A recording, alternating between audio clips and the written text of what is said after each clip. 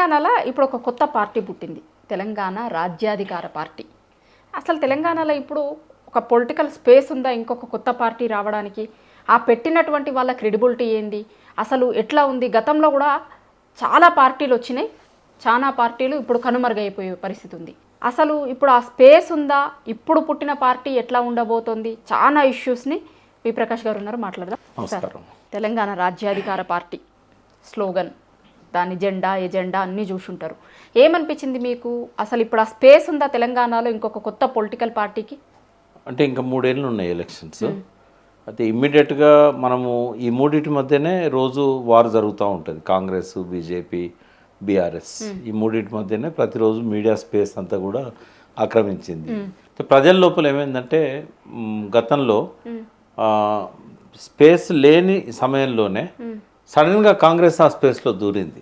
అంటే ఉంది, కాంగ్రెస్ ఎగ్జిస్టెన్స్లో ఉంది, కానీ బీఆర్ఎస్కి అసలు ఎవరు పోటీ ఇవ్వలేని పరిస్థితి ఉన్నది అనుకున్నప్పుడు దాన్ని ఎట్లా ఖాయం చేశారంటే, రేవంత్ రెడ్డిని ఒప్పుకోవాలి మనం. ఏంటంటే అమెరికాలో ఓపెన్గా చెప్పాడు, ప్రజలు మోసగాలనే నమ్ముతారు, రాజకీయ నాయకులు మోసం చేస్తూనే ఉంటారు, ఎన్నికల్లో ఎన్నో హామీలు ఇస్తారు, తర్వాత వాళ్ళు దాన్ని అమలు చేయరు. అంటే చెప్పి చేశాడు ఆయనే, మోసం చేస్తాను. అయినా కూడా ప్రజలు ఏం చేశారు? ఆయన మోసాన్నే నమ్మారు. ఏ మాటకు ఆ మాట చెప్పాలి. మనం ఎప్పటి నుంచో డిమాండ్ చేస్తున్నాం. మొట్టమొదటిసారి నిన్న అమరవీరుల స్థూపం దగ్గర పోయి రేవంత్ రెడ్డిని నివాళులు అర్పించు. కనీసం ఇప్పుడన్నా ఆయన లోపల ఆ తెలంగాణది ఏమన్నా కొంతనన్నా సోయ వస్తే ఈ రాష్ట్రం బాగుపడుతుంది అనుకుందాం. అయితే ఈ మోసం చేయడం అనేది రాజకీయ నాయకులకు ఒక ఇదైపోయింది అన్నట్టుగా ఆయన చెప్పినాక కూడా ప్రజలు వేశారు. అంటే స్పేస్ లేకున్నా కూడా ఒక స్పేస్ను క్రియేట్ చేశాడు. మాయమాటలు చెప్పి మోసం చేసి ఆశలు చూపెట్టి 420 అలవిగాని హామీలు ఇచ్చి 6 గ్యారెంటీల పేరుతో 13 హామీలు ఇచ్చి మోసపోయారుగా ప్రజలు. కాబట్టి స్పేస్ అనేది ఒక్కొక్క నాయకుడిని బట్టి దాన్ని క్రియేట్ చేయగలిగే ఎబిలిటీని బట్టి ఉంటుంది. ఐజాన్ టుడే అయితే స్పేస్ లేదు. బట్ చాలా కాలంగా బీసీలలో కొంత మనకంటూ ఏదైనా ఉంటే బాగుండేది అనే ఒక ఫీలింగ్ కొంత ఎడ్యుకేటెడ్స్లో ఉండే. మరి సాధారణ బీసీలకు ఉందంటే లేదు. ఇప్పుడు గ్రామాల్లో ఉండే ఒక చేపలు పట్టాయన కావచ్చు, బట్ట ఉతకటమే కావచ్చు, వీళ్ళు పెద్దగా మాకు రాజ్యాధికారం కావాలి అన్నంత చైతన్యం వాళ్ళ లోపల రాలేదు. పోనీ మాకు అన్యాయం జరుగుతుంది అనేది కూడా వాళ్ళ ఇతరులతో కంపేర్ చేసుకుంటారు. వాళ్ళకు ఓటుకు 2500 ఇచ్చారా, మనకి ఇచ్చారా, వాళ్ళకి ఇచ్చి మనకి ఇవ్వకపోతే గొడవ అవుతుంది. అట్లాగే వాళ్ళకు పెన్షన్ వచ్చిందా రాలేదా, వాళ్ళకు వచ్చింది కాబట్టి మనకు కూడా రావాలి, వాళ్ళకి ఇల్లు ఇచ్చిందా, ఇది ఇట్లాంటివి ఉంటాయి తప్ప వాళ్ళు రేట్లు కాబట్టి వాళ్ళ అడ్వాంటేజ్గా ఉన్నారు, మనం చాకలి కాబట్టి లేకుండా పోయినాము, ఈ ఎమ్మెల్యేలు ఎంపీలంతా వాళ్ళకే చేస్తాను మనకు చేయట్లేదు అంటే వాళ్ళ కోరికలు చాలా పరిమితంగా ఉంటాయి. నిత్య జీవితంలో వాళ్ళ వృత్తిని వాళ్ళ కష్టాన్ని నమ్ముకొని బతికేటోళ్ళు మెజారిటీ బీసీలు అట్లే ఉన్నారు. ఇప్పుడు గొర్రెలు కాసే కుటుంబం ఉంది, తండ్రి పిల్లోడు భార్య వీళ్ళంతా దాని చుట్టే ఉంటుంది జీవితం. రాజ్యాధికారం అనే ఆకాంక్ష వాళ్ళకి ఎందుకు ఉంటుంది? అయితే బీసీలకు రాజ్యాధికారం వస్తే బీసీల గురించి కొంత మెటిక్యులస్గా ప్లాన్ చేస్తారు. ఇంకా మనం వాళ్ళని డెవలప్ చేయడానికి మిగతా వాళ్ళకంటే మనం బాగా చేస్తామనే ఒక ఆలోచన ఏమో ఈ ప్రొఫెసర్లలో ఎడ్యుకేటెడ్స్లో కొంతమందిలో ఉంటుంది. బీసీల గురించి ఎవరైతే మాట్లాడుతున్నారో ఆలోచిస్తున్నారో వాళ్ళకు ఉన్నంత మాత్రాన మరి అధికారం వస్తుందా? రాదు. గ్రామ స్థాయి నుంచి ఆర్గనైజ్ చేసుకోగలిగితే స్పేస్ క్రియేట్ అవుతుంది. ఇప్పుడైతే మనకు తెలంగాణదే ఎగ్జాంపుల్ అమ్మ. ఇప్పుడు కొత్త పార్టీ పెట్టాలంటే ఏదన్నా ఒక ప్రజలకు సంబంధించిన ఒక నినాదంతో టీఆర్ఎస్ఏ మనకు బెస్ట్ ఎగ్జాంపుల్. టీఆర్ఎస్ పుట్టుక, టీఆర్ఎస్ ఎదుగుదల, టీఆర్ఎస్ రాజ్యాన్ని చేపట్టిన తీరు, ఇది ఒక మోడల్గా మనం పెట్టుకుంటే బీసీలు కూడా భావజాల వ్యాప్తి కోసం మొదలు పెట్టాలి. ఇప్పటివరకు ఏంటంటే తెలంగాణకు ఎట్లా అన్యాయం జరుగుతుందనేది పార్టీ పెట్టాక కొంచెం పెట్టడానికంటే ముందు కూడా మాలాంటి వాళ్ళము తెలంగాణ మహాసభ అని, ఐక్యవేదిక అని, జయశంకర్ సారు, జాదవ్ గారు, కొండ లక్ష్మణ్ ఇట్లాంటి వాళ్ళందరూ కూడా కొంత భావజాల వ్యాప్తి చేసుకుంటూ వచ్చారు. అది ఎంతవరకు పోయింది? ఒక సెక్షన్ వరకు పోయింది, ప్రొఫెసర్లకు, యూనివర్సిటీ, కొంత అడ్వకేట్స్కి. కానీ కామన్ మ్యాన్కి ఎప్పుడు పోయింది? కేసీఆర్ గారు వచ్చి వాళ్ళకు అర్థమయ్యే భాషలో చెప్పినప్పుడు సామెతలతోని రకరకాలుగా. రెండో ఇది ఒకటి, ఈ స్పేస్ అక్కడ చేసుకోవాల్సి ఉన్నది, చేయలేదు. బీసీలకు ఏం అన్యాయం జరుగుతుంది, ఇప్పటి వరకు వాళ్ళకు జరిగిన అన్యాయం ఏంది, ఒకవేళ బీసీలు రాజ్యాధికారం వస్తే వాళ్ళకు జరిగే లాభం ఏంది, ఇది మొదలు పెట్టాలి. ఇప్పటి వరకు అది ఎంతసేపు బీసీ ఉద్యమాలన్నీ కూడా స్కాలర్షిప్స్కి, రిజర్వేషన్స్కి, తర్వాత ఇట్లాంటి వాటి చుట్టూ తిరిగినాయి. ఏమన్నా కార్పొరేషన్స్ పెట్టాలని, కార్పొరేషన్స్లో లోన్స్ ఇవ్వాలని, వాళ్ళకి సబ్సిడీలు ఇవ్వాలని, ఇంతవరకే పరిమితమైనవి తప్ప వాళ్ళ వృత్తులను ఆధునీకరించే క్రమంలో ఎక్కడైతే ఇంకా అవకాశం ఉందో, కొన్ని అవకాశం లేకుండా పోయినాయి, అవకాశం ఉన్న కాడ మాకు ఈ రకంగా చేస్తే బాగుంటుంది. ఇప్పుడు అగ్రికల్చర్ ఉంది, ఫుడ్ ప్రాసెసింగ్ యూనిట్స్ పెట్టి మేము వడ్లు పండించి వడ్లే ఎందుకు అమ్మాలి, మేము ఒక 10-15 రకాలుగా వాల్యూ యాడెడ్ ప్రోడక్ట్స్ని ఎందుకు చేయకూడదు, గొర్రెలు మేపేవాడు గొర్రెల్ని ఎందుకు అమ్మాలి, దాన్ని వాడే తోలు పరిశ్రమ పెట్టి మాంసాన్ని రకరకాల బై ప్రోడక్ట్స్ రూపంలో వాటి నుంచి కూడా కొన్ని ఇండస్ట్రియల్ కెమికల్స్ తీస్తారు, మినరల్స్ తీస్తారు, ఇట్లా ఎందుకు చేయకూడదు, ఇది ఆ సోయి రావాలి. మనకు రాజ్యాధికారం వస్తే ఏం జరుగుతుంది అంటే మన వృత్తులు మోడర్న్ ఏదైతే అందులో మనకు స్పేస్ ఉంటుంది, అప్పుడు వాళ్ళు ముందుకు వస్తారు. ఒక ఎమోషనల్ తెలంగాణ సెంటిమెంట్ అటువంటి ఎమోషనల్ స్లోగన్ బీసీ స్లోగన్ కాదు, ఈ ఎమోషన్ అక్కడ ఉండదు. అంటే ఎమోషన్తో పాటు ఇప్పుడు అదే తెలంగాణ ఎమోషన్ అనేది తెలంగాణ రాష్ట్ర సాధన ధ్యేయంగా వచ్చిన చాలా పార్టీలు కూడా పోయినాయి, అదే ధ్యేయంగా వచ్చిన బీఆర్ఎస్ పార్టీ నిలబడ్డది. అదే చెప్పబోతుంది ఏంటంటే నాయకత్వం అంతే ఒక అపనమ్మకం ఉన్నది తెలంగాణ నాయకత్వం అంటే. చెన్నారెడ్డి తెలంగాణ ఉద్యమం చేసినప్పుడు చెన్నారెడ్డిని పత్రికలన్నీ కలిసి దూషించినాయి, తెలంగాణ మోసం చేసిండు, తన అవసరం తీరింది, రేపు ఎల్లుండో గవర్నర్ అవుతాడు, టీపీఎస్ తెలంగాణ ప్రజాసమితిని తాకట్టు పెట్టిండు, కాంగ్రెస్లో విలీనం చేసిండు అని తెలంగాణ నాయకులందరూ నమ్మేటట్టుగా, తెలంగాణ ప్రజలు నమ్మేటట్టుగా దుమ్మెత్తిపోసిళ్ళు చెన్నారెడ్డి మీద. వాస్తవంగా అప్పుడు జరిగింది ఒకటి, ఆయన మీద జరిగిన ప్రచారం ఒకటి. ఎప్పుడైతే చెన్నారెడ్డి మోసం చేసిండు అని అన్నారో ఎంతమంది నాయకులు ముందుకు వచ్చినా కూడా తెలంగాణ ప్రజలు నమ్మలే. లాస్ట్కి ఇందిరారెడ్డి వచ్చినా కూడా ఈయన మరో చెన్నారెడ్డి అన్నారు, ఈయన మరో చెన్నారెడ్డి అవుతాడు అని చెప్పారు. ఇందిరారెడ్డి ఎక్కడ పోయినా కూడా వెల్కమ్ రాలే ఆయనకి, పాదయాత్రలు చేశాడు, చాలా కష్టపడ్డాడు, ఆయన కూడా కరపత్రాలు వేశాడు, భావజాల వ్యాప్తి ప్రయత్నం చేశాడు, శిబు సోరెన్ లాంటి వాళ్ళని తీసుకొచ్చి చెంపాపేటలో మీటింగ్ పెట్టించాడు. అప్పటికే ఆయన హోంమంత్రిగా పనిచేసిన వ్యక్తి, విద్యాశాఖ మంత్రిగా పనిచేసిన వ్యక్తి, రంగారెడ్డి జిల్లాకు సంబంధించిన వ్యక్తి, హైదరాబాద్లో జన సమీకరణ చేయడానికి ఇబ్బంది పడాల్సిన పరిస్థితి వచ్చింది ఆయనకి. అంటే ఒక పవర్ఫుల్ స్లోగన్ తీసుకున్నా, ఒక పవర్ఫుల్ వ్యక్తి అప్పటి ఫామ్లో ఉన్నాడు, అయినా కూడా జనం కదలలే. ఎందుకంటే అన్ని రకాలుగా ప్రిపరేషన్ అనేది అవసరం. కానీ నిన్న టీఆర్పీ ఏదైతే పెట్టారో మరి ఆయన లోపల ఏం ప్రిపరేషన్ చేసిండో తెలియదు, కానీ ఒక ఆర్భాటంగానైతే ఆరంభం కాలేదు, సింపుల్గా అయింది. అది కూడా ఒక స్టార్ హోటల్లో చేస్తాడు, అంటే ఒక డిఫరెంట్గా ఉండాలని చేసి ఉంటాడు.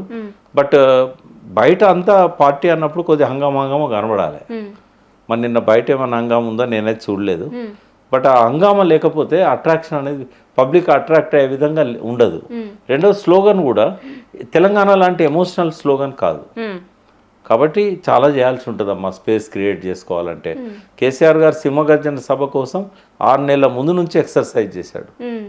తర్వాత సింహగర్జన మీటింగ్లో ఏం మాట్లాడాలి ఆయన 3 డైలాగులు చెప్తా, ఇప్పటి తరానికి కూడా తెలుస్తుంది. అంటే ఒక నాయకుడు గుడ్ బిగినింగ్ చేయాలంటే ఎట్లుండాలి అని డాష్ మీద పోగానే ఫస్ట్ ఏమన్నాడంటే కాడి కింద పెడితే రాళ్లతో కొట్టి చంపండి. ఇవాళ తెలంగాణ ఉద్యమం కోసం ఇన్నయ్య మేమంతా సిద్ధపడ్డాం. తెలంగాణ వచ్చేదాకా కాడి కింద పెడితే రాళ్లతో కొట్టి చంపండి. తెలంగాణ కోసం ఎవరినైనా కలుపుకోపోతాను, కుష్ఠవ్యాధినైనా కౌగలించుకుంటా, బొంతపురునైనా ముద్దు పెట్టుకుంటా. తర్వాత నేను ఈ గడ్డ మీద పుట్టిన వాడిని, రేపు చస్తే ఇక్కడనే నన్ను బొందబెడతారు. ఈ గడ్డ మీద నాకున్న ప్రేమ, మమకారం, ప్రజల పట్ల నాకుండే ఆర్తి ఎక్కడో పుట్టి వచ్చిన చంద్రబాబు నాయుడుకు ఉంటుందా, రాజశేఖర రెడ్డికి ఉంటుందా? ఇట్లాంటివి ఒక గుడ్ బిగినింగ్కి కారణమవుతాయి. కానీ అట్లా జరిగితే మనం ఎక్స్పెక్ట్ చేయొచ్చు. నిన్నటిది అట్లాంటి గుడ్ బిగినింగ్ అనిపించిందా ఒకటి, ఇంకొకటి దానికి కంటిన్యూషన్గా ఏంటి అంటే పెడుతున్న వ్యక్తుల క్రెడిబిలిటీ కూడా చాలా ఇంపార్టెంట్గా ఉంటాయి. ఎప్పుడైనా సరే ఏ పార్టీలు పెట్టినా సరే వాళ్ళ వెనకాల పోవాలి అంటే ఆ పెడుతున్న వ్యక్తుల మీద కూడా ఆధారపడి ఉంటుంది. గతంలో పోయిన పార్టీలన్నీ అట్లనే పోయినాయి అని మనం ఇంతకు ముందు కూడా డిస్కస్ చేసుకున్నాం. సో ఇప్పుడు పెట్టిన వ్యక్తి క్రెడిబిలిటీ కావచ్చు, అట్లాంటి ప్లానింగ్ జరిగిందా నిన్న? అంటే క్రెడిబిలిటీ విషయానికి వచ్చినప్పుడు ఏంటంటే ఆయన మీద చాలా మీడియాలో దుష్ప్రచారం జరగవచ్చు. ఇప్పుడు ఆయనకైనా దీన్ని దుష్ప్రచారం అనొచ్చు, ఆయన అనుకూలంగా ఉండేవాళ్ళు కూడా దుష్ప్రచారం అనొచ్చు. ఎప్పుడు తెలాలి ఇవి? ఇప్పుడు చాలా కేసులు అయినాయి, చాలా కొట్లాటలు, ఆయన ఆఫీసుల మీద కూడా దాడులు జరిగినాయి, జైలుకు పోయి ఉన్నాడు 70-75 రోజులు. అంటే ఒక వివాదాస్పదంగానే గడిచేది అదంతా కూడా. సరే, నిర్ధారణ అయ్యేదాకా మనం ఎవరిని నిందించాల్సిన అవసరం లేదు, కానీ ఆ ముద్రలు అయితే పడ్డాయి. ఓకే. వ్యక్తిత్వం అనేది చాలా ఇంపార్టెంట్, అది బిల్డ్ చేయడం కూడా చాలా ఇంపార్టెంట్. రెండవది ఏంటంటే, గతంలో ఆయన మాటలతోని ఒక వర్గాన్ని నొప్పించాడు వరంగల్ మీటింగ్లో. అవును, అదే అడగబోతున్నా. దాన్ని బ్యాలెన్స్ చేయాల్సి ఉండే. తర్వాత ఎక్కడ కూడా ఒక రాజకీయ పార్టీ పెట్టినప్పుడు బాధ్యత ఎక్కువ అవుతుంది. ఇప్పుడు తాడు బొంగరం లేకుండా మాట్లాడడం అనేది వేరు, కానీ ఒక పార్టీకి తన అధ్యక్షుడు అయినప్పుడు మాట్లాడేది వేరు. ఆ ఆవేశము, ఎమోషన్ అనేది ఒక డిసిప్లిన్కు లోబడి ఉండాలి. పార్టీ అన్నప్పుడు అందరూ ఓన్ చేసుకునేటట్టు ఉండాలి. ఇప్పుడు ఆ పార్టీలో కేవలం బీసీలే ఉండరు కదా. కొన్ని కొన్ని కాన్స్టిట్యున్సీస్ ఎట్లుంటాయంటే అగ్రకులాలు డామినేట్ చేసే కాన్స్టిట్యున్సీస్ ఉంటాయి. అక్కడ ప్రతి ఊర్లో ఆ కమ్యూనిటీ వాళ్ళది పెత్తనం ఉంటుంది. నువ్వు వాళ్ళ సపోర్ట్ తీసుకోకపోతే అక్కడ కాన్స్టిట్యున్సీ నువ్వు గెలవలేవు కదా. కాబట్టి ప్రజలందరూ మన వాళ్ళే అనుకోవాలి. ఒక పవిత్రమైన ఎజెండా ముందు పెట్టుకున్నప్పుడు అందరి మద్దతు తీసుకోవడానికి ప్రయత్నం చేయాలి. అందుకే ఆ దూకుడు, ఆ మాట దురుస్తానము, ఇట్లాంటివి ఏవైతే ఇదివరకు చూసామో అవి ఉండొద్దని కోరుకుందాం. బట్ ఆయనే నేర్చుకున్న నాలెడ్జ్ కానీ, ఆయన కనెక్ట్ ఎట్లయితే ప్రజలతో అయ్యిండో మీడియా ద్వారా, అంటే ఆనాడున్న ప్రభుత్వం మీద కొన్ని సమస్యలను తీసుకొని అది దూషిస్తూ అనొచ్చు, లేకుంటే విమర్శిస్తూ అనొచ్చు, వ్యతిరేకిస్తూ అనొచ్చు, తన క్యారెక్టర్ తను గ్రో అయ్యాడు. ఇప్పుడు దాన్ని రాజకీయాల్లోకి తీసుకొచ్చిన తర్వాత అసలు పరీక్ష ఇప్పుడు స్టార్ట్ అవుతుంది. ఇప్పటిదాకా మల్లన్న జీవితం కేక్ వాక్, కానీ ఒక పార్టీకి అధ్యక్షుడు అయిన తర్వాత కేక్ వాక్ కాదు. ఇప్పుడు అన్ని కోణాల నుంచి పరిశీలిస్తూ ఉంటారు. బీసీలు కూడా ఇట్లా పెట్టంగానే మా నాయకుడని ఏమీ అత్తుకోరు. ఇప్పుడు పవర్ఫుల్ కరిష్మా ఉన్న నాయకులలో దేవేందర్ గౌడ్, విజయశాంతి, చిరంజీవి ముగ్గురు ఫెయిల్ అయ్యారు. అంటే కేవలం అతని ప్రజాదరణ, జనాదరణ ఎన్టీ రామారావుకి వచ్చినట్టుగా అందరికీ రాదు. ఎందుకంటే సమయం, సందర్భం కూడా చాలా చాలా ఇంపార్టెంట్. ఎన్టీ రామారావు పార్టీ పెట్టినాడు కేవలం నటుడు కాబట్టి గెలవలే. కాంగ్రెస్ మీద విపరీతమైన వ్యతిరేకత వచ్చింది. పెద్ద పెద్ద నాయకులను, అంజయ్య ముఖ్యమంత్రి ఉన్నప్పుడు రాజీవ్ గాంధీ అవమానపరిచాడు, కార్టూన్స్ వేసి ఆయన మీద బాగా ఇచ్చేశారు. అంటే కాంగ్రెస్ అనేది తిరుగులేని శక్తిగా స్వాతంత్రం వచ్చిన కాలం నుంచి ఆంధ్రప్రదేశ్లో అదే అధికారంలో ఉంది. సో అప్పటి యూత్ కానీ, అప్పటి యంగ్స్టర్స్ కానీ ఒక తీవ్రమైన వ్యతిరేకతతో ఉన్నప్పుడు, దిక్కు లేదనుకున్నప్పుడు ఎన్టీ రామారావు రావడం వల్ల క్లిక్ అయింది 9 నెలల్లో. తెలంగాణ కావాలని ప్రజల్లో ఉన్నా, తెలంగాణ అవసరం ఉందని ఉన్నా, ఇందిరారెడ్డిని ఆయన కూడా కరిష్మా ఉంది, ఆయన కూడా యూత్ లీడరు, బట్ యాక్సెప్ట్ చేయలే. ఎందుకంటే చెన్నారెడ్డిని ఇందిరారెడ్డిలో చూశారు. ఇవన్నీ గమనించే కేసీఆర్ గారు చాలా జాగ్రత్తగా ప్రజల లోపల ఉన్న ఆలోచనలను గమనించి దానికి కౌంటర్గా ఆయన ప్లాన్ చేసుకొని ఆ పార్టీ పెడితే క్లిక్ అయింది. తెలంగాణ నినాదం ఒకటే కాదు, కేసీఆర్ గారి ఆ వ్యూహం ఎత్తుగడలు, ఆ పార్టీ పెట్టాలనే ఆలోచన వెనుక ఉన్న ప్లానింగ్, ఒక్కొక్క డైలాగ్ వెనకాల ఉన్న ఆయన ప్రజల లోపల ఆ సెంటిమెంట్ రగిలించే మాటలు, ఇట్లాంటివన్నీ ఉంటే తప్ప స్పేస్ క్రియేట్ కాదు. కేవలం వ్యక్తిత్వమే కాదు, కేవలం డబ్బే కాదు, కేవలం పరిస్థితులు అనుకూలంగా ఉండడమే కాదు, ఇవన్నిటినీ ఒక ప్రాపర్ పద్ధతిలో సమన్వయం చేసి ప్రజలకు అవసరమైన రీతిలో తను మాట్లాడాలి. అంటే రొటీన్ స్పీచ్ లాగానే అనిపించింది. అంతకుముందు ఆయన ఎప్పుడు బీసీల గురించి అసెంబ్లీలో మాట్లాడేవాడు, బయట మాట్లాడేవాడు, అంత భిన్నంగా అనిపించలేదు. ఇంకా కొంచెం ప్లానింగ్ ఉండుంటే అట్రాక్టివ్గా ఉండేది అనిపించింది. ఇప్పుడు అన్ని పార్టీలు బీసీ ఎజెండాతోనే, బీసీని కాంగ్రెస్ కావచ్చు, బీజేపీ కావచ్చు, ఫ్యూచర్ రాజకీయం అంతా బీసీల చుట్టూ తిరుగుతుంది అని అంటే పార్టీలంతా బీసీల చుట్టే రావాల్సి వస్తుంది, రాజకీయం బీసీల చుట్టే తిరుగుతున్నప్పుడు బీసీల చుట్టూ రాజకీయం తిరగడం ఎందుకు, బీసీల రాజ్యాధికారంలో ఉండాలి అనేది ఆయన లైన్గా తీసుకున్నాడు. ఎట్లా వర్కౌట్ అవుతుంది అంటే రండమ్మా, ఇక్కడ నేను ఇందాకనే అన్న స్పేస్ లేదు, క్రియేట్ చేసుకోవాలి అని. ఇప్పుడు బీసీల స్పేస్లో బీజేపీ ఉంది ఆల్రెడీ. బీజేపీ ఏమంటుంది, నేను బీసీ ముఖ్యమంత్రి ఇస్తా అంటుంది, కానీ అక్కడ ఒక అనుమానం క్రియేట్ చేసింది. బీసీ ముఖ్యమంత్రి ఇస్తాననగా 2 సార్లు బీసీ అధ్యక్షుడిని దించి కిషన్ రెడ్డిని పెట్టారు, మళ్ళీ కిషన్ రెడ్డి దించి రామచంద్రరావుని పెట్టారు. అరే వీళ్ళు బీసీ ముఖ్యమంత్రి ఎట్లు ఇస్తారు, అధ్యక్షుడిని ఇస్తలేరు అనేది ఒక సంశయం ఉంది. ఇది ఆయనకు ఒక ప్లస్ పాయింట్ అవుతుంది ఉపయోగించుకుంటే. తెలంగాణ విషయానికి వచ్చినప్పుడు ఇవాళ ఒక అతను, నిన్న మీటింగ్ పోయిన అతను నాకు ఫోన్ చేశాడు. అయితే సార్, బీఆర్ఎస్ తెలంగాణ పదాన్ని తీసేసింది కదా సార్, కాబట్టి ఇప్పుడు తెలంగాణ రాజ్యాధికార పార్టీ అని పెట్టుకున్నాడు, కాబట్టి ఈ తెలంగాణ అనేది ఆ సెంటిమెంట్ అంతా మన మల్లన్నకు తోడైతే సార్ అని చెప్పిండు. అంటే కేవలం పేరు పెట్టుకున్నంత మాత్రాన్ని, ఉదాహరణకు ఇప్పుడు సరిత ఉన్నది, ప్రజ్ఞ అని పెట్టుకుంటావు, మీ అమ్మ నిన్ను బిడ్డగా చూడదా? అంటే తెలంగాణ ప్రజల్లో ఎస్టాబ్లిష్ అయింది టీఆర్ఎస్. భారత అని పేరు మార్చుకున్నంత మాత్రాన దీని స్వభావం పోతుంది, ఈ పార్టీ స్వభావం. ఒకవేళ తెలంగాణ ప్రజల ఆకాంక్షలకు, హక్కులకు ఏమాత్రం గౌరవం ఇవ్వకుండా, పట్టించుకోకుండా ఎంతసేపు మోడీని తిట్టుకుంటూనే ఉన్నట్టయితే టీఆర్ఎస్ నిజమే జనం అనుకున్నట్టు సెంటిమెంట్ను కూడా వదిలేశారు అని.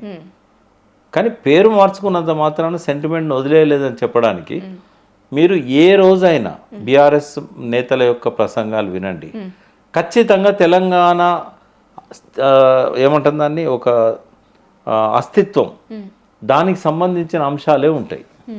అది కాళేశ్వరం గురించి మాట్లాడినా, అది రేవంత్ రెడ్డిని క్రిటిసైజ్ చేసినా, అలా ఖచ్చితంగా తెలంగాణ కోణం ఉంటుందా ఉండదా? ఉన్నప్పుడు స్పేస్ ఎక్కడన్నది?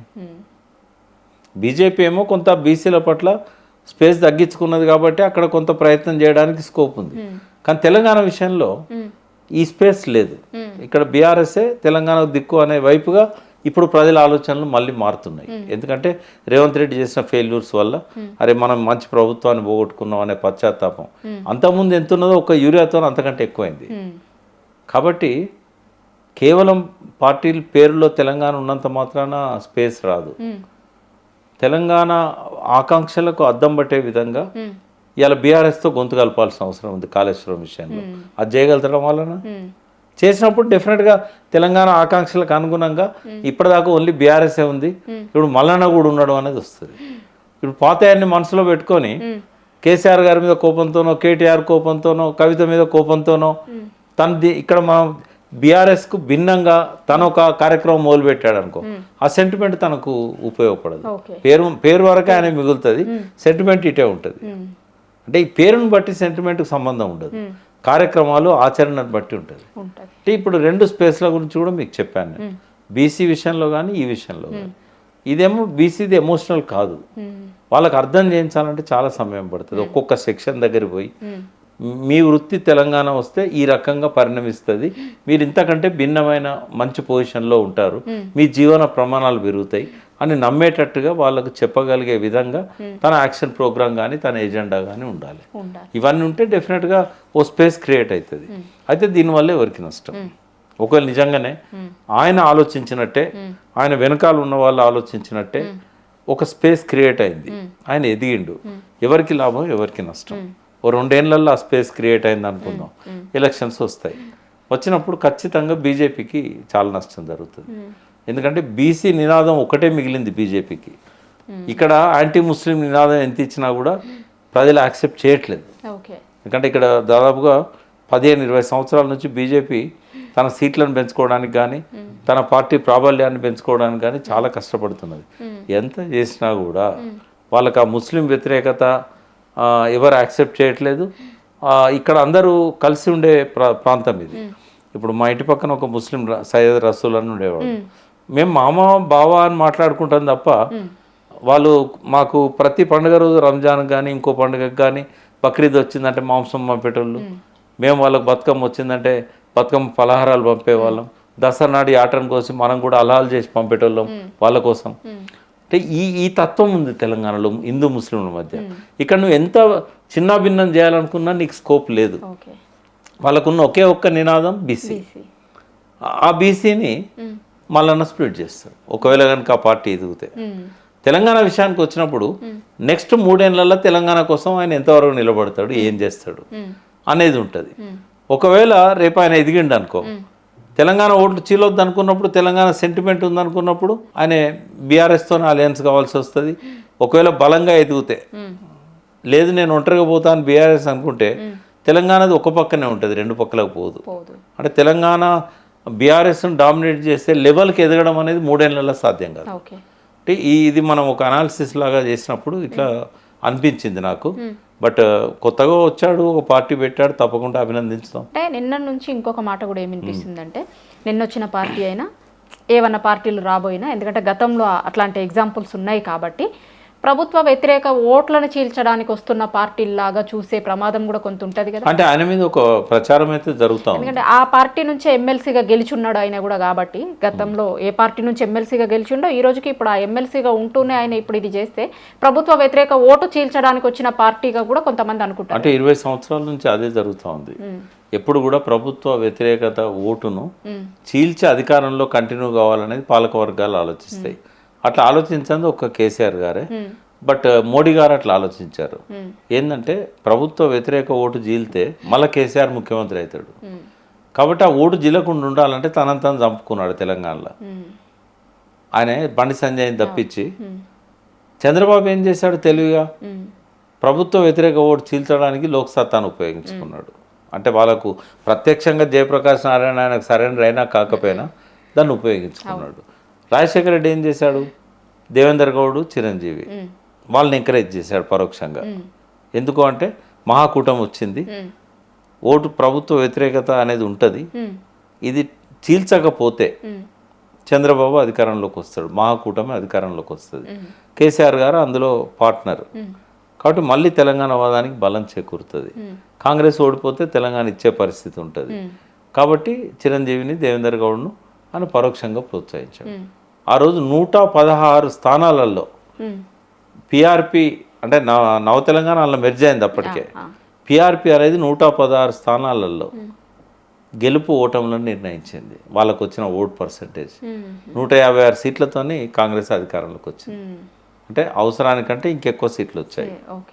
అంటే ఈ కుట్రలో భాగమైన ఒక వ్యక్తి రిజల్ట్ వస్తూ ఉంటే అనాలిసిస్ అప్పుడు నాతో చెప్పాడు, మా ఇంత చీలుస్తుంది అనుకోలేదు, మేము చీలుస్తుందని అనుకున్నాము. ఒక స్టేజ్లో అయితే నిజంగానే చిరంజీవి ముఖ్యమంత్రి అవుతాడేమో అనవసరంగా ఎంకరేజ్ చేస్తామని అనుకున్నాము, కానీ 156 స్థానాల అసలు వాళ్ళకు కొన్ని సీట్లు వస్తే అలయన్స్లో గవర్నమెంట్ ఫామ్ చేయాలన్న ఆలోచనలో రాజశేఖర రెడ్డి గారు ఉండే. ఒక కాంగ్రెస్కు సపోర్ట్ చేసిన ఒక వ్యక్తి నాతో చెప్పిన మాట అనాలిసిస్లో. అంటే వాళ్ళు ఏమనుకున్నారంటే రాజశేఖర రెడ్డికి వచ్చిన ప్రతికూలత అంటే 18 నెలల్లో జలయజ్ఞం ప్రాజెక్టులను ఇన్ని కంప్లీట్ చేస్తాం 1.5 yearలో, 3 yearsలో ఇన్ని కంప్లీట్ చేస్తాం, 5 yearsలో మొత్తం కంప్లీట్ చేస్తాం అని చెప్పాడు. ఏది కాలేదు. రకరకాల నక్సల్తో చర్చలు అని చెప్పి ఎన్కౌంటర్ స్టార్ట్ చేశాడు. టీఆర్ఎస్ను పొత్తుగా 6 మంత్రి పదవులు ఇచ్చి లాస్ట్కు వాళ్ళకు పొమ్మన లేక పొగబెట్టి బయటకు వచ్చేటట్టు చేశాడు. తెలంగాణ ప్రయోజనాలకు విరుద్ధంగా పులిచింతల, పోలవరం లాంటివి మొదలుపెట్టాడు. ఇవన్నీ వ్యతిరేకతల మధ్యలో తెలంగాణలో సీట్లు రావాలంటే ఏం చేయాలి? అందుకని తెలంగాణ కోసం పార్టీ పెట్టిన దేవేందర్ గౌడ్ను, సామాజిక తెలంగాణ అన్న చిరంజీవిని దీనికోసం ఉపయోగించుకున్నాడు. అంటే ఇది చరిత్ర. ఇప్పుడు ఏంటంటే రేపు ఎన్నికలలో ఒకవేళ నిజంగానే ప్రజలు అనుమానిస్తున్నట్టుగా, నేనైతే అనుకోవట్లేదు, ప్రజలు అనుమానిస్తున్నట్టుగా ఒకవేళ మల్లన్నే ఇంకొకరు వదిలిన బాణం అని అనుకుంటే అది మనకి ఇప్పుడు ఏ రకంగా కూడా తెలిసే అవకాశం లేదు. ఎలక్షన్ల ముందే తెలుస్తుంది ఎవరు ఓట్లు చీల్చడానికి నన్ను పెట్టారు అని. ఇప్పుడైతే వాళ్ళ మధ్య అటువంటి సంబంధాలు కనబడట్లేదు. ఎదిగిన తర్వాత ఉపయోగించుకుంటారా, అట్లా ఉపయోగించుకోవడానికి ఈయన అనుమతిస్తాడా? ఎందుకంటే మొదటిసారి ఒక ప్రయోగం బీసీలది. అంటే గతంలో దేవేందర్ గౌడ్ చేసిన బీసీ కోణం నుంచి రాలే, తెలంగాణ కోణం నుంచి వచ్చాడు. బీసీల కోసం అయితే కొంతమంది పెట్టారు, నిన్న వచ్చిన నారగోని గారు అక్కడే ఉన్నారు, కొంతమంది అట్లాంటి వాళ్ళు పార్టీ ఈయన పెట్టాడు, కొండ లక్ష్మణ్ బాపూజీ, బట్ ఆయన వృద్ధాప్యంలో పెట్టాడు ఆ పార్టీ, అవి నిలబడలేకపోయినాయి. బట్ మల్లన్న చేసేది ఒక ప్రయత్నం. బీసీలలో నిజంగానే ఆకాంక్షలకు ఆయన ఊపిరి పోసి ఆయన ఎదిగినాక నిజంగానే ఏదైనా పార్టీకి తాకట్టు పెడతాడా? ఇప్పుడు ఆరోపణలు చేసేదానికంటే అప్పుడు ఆయన స్వభావాన్ని బట్టి ప్రజల లోపల నిజంగానే ఇతను రేవంత్ రెడ్డి వదిలిన బాణమా, బీజేపీ వదిలిన బాణమా అనేది అనుకోవచ్చు. ఇప్పుడైతే నా వరకు నేనైతే చిత్తశుద్ధితో వచ్చిండని అనుకుంటున్నాను. ఎంతవరకు సక్సెస్ అవుతాడు అనేది కాలం నిర్ణయించాలి. Thank you sir.